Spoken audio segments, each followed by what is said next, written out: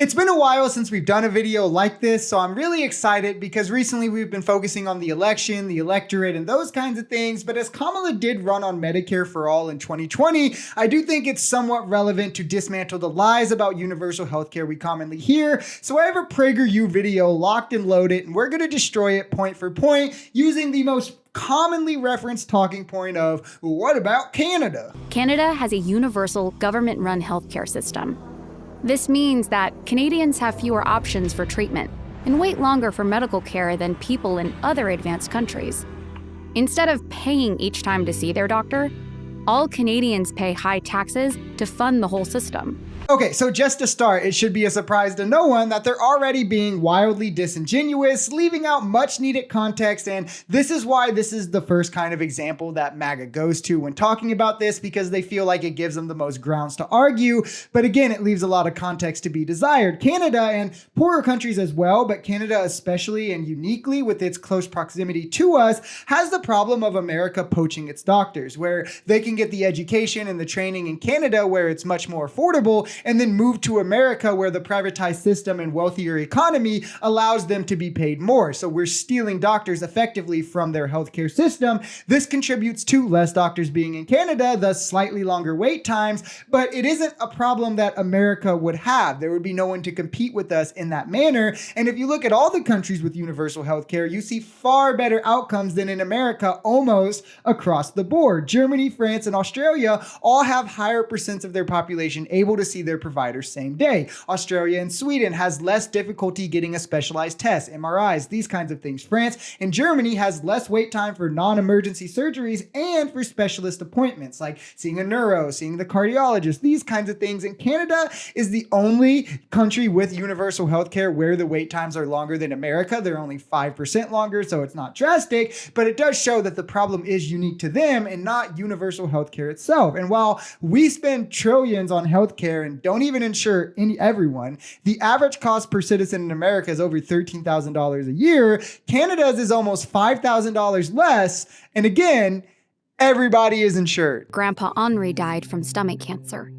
Jacques thinks that if Henri had traveled to the United States to see a specialist and have surgery instead of waiting in Canada, he would still be alive.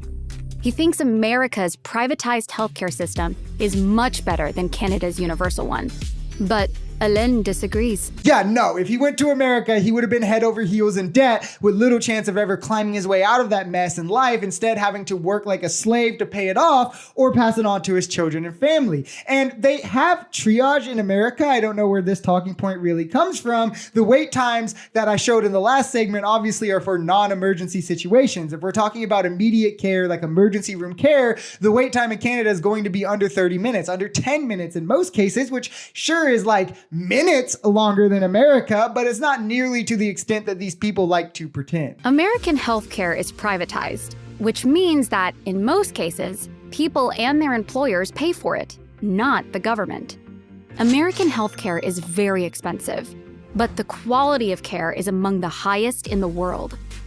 Unlike Canada, the US has a higher number of specialist doctors compared to general practitioners.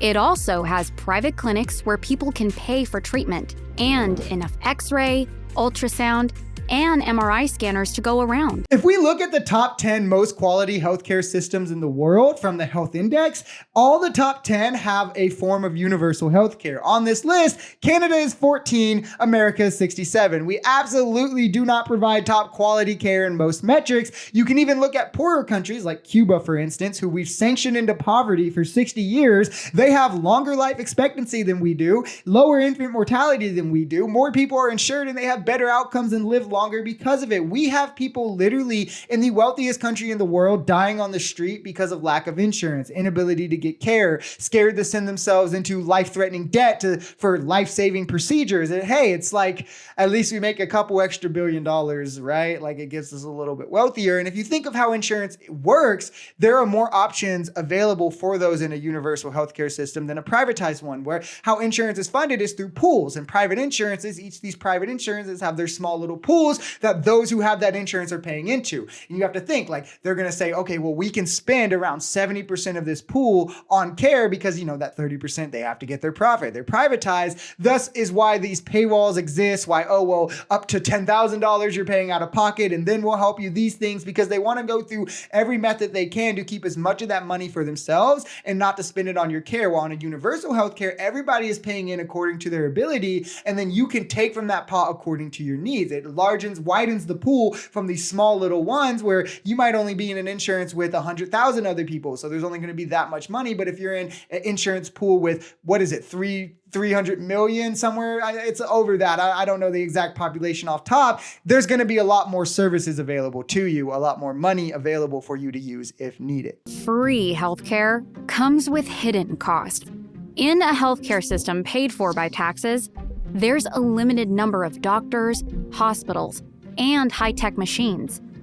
Because no one can pay for their own machines or medical treatment, the real cost is having to wait a very long time.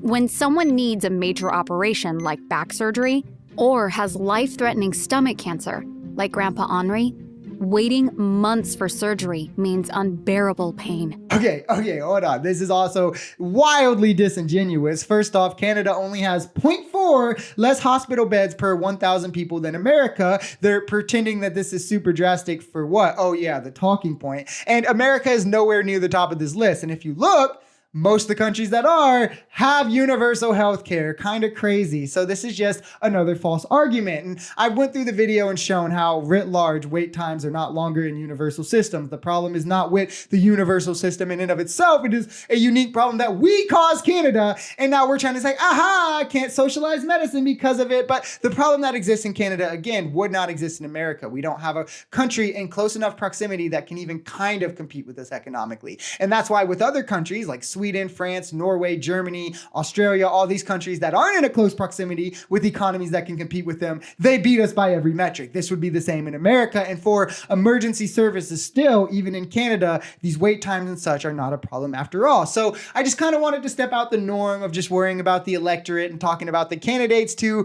take a few minutes and destroy some right-wing propaganda.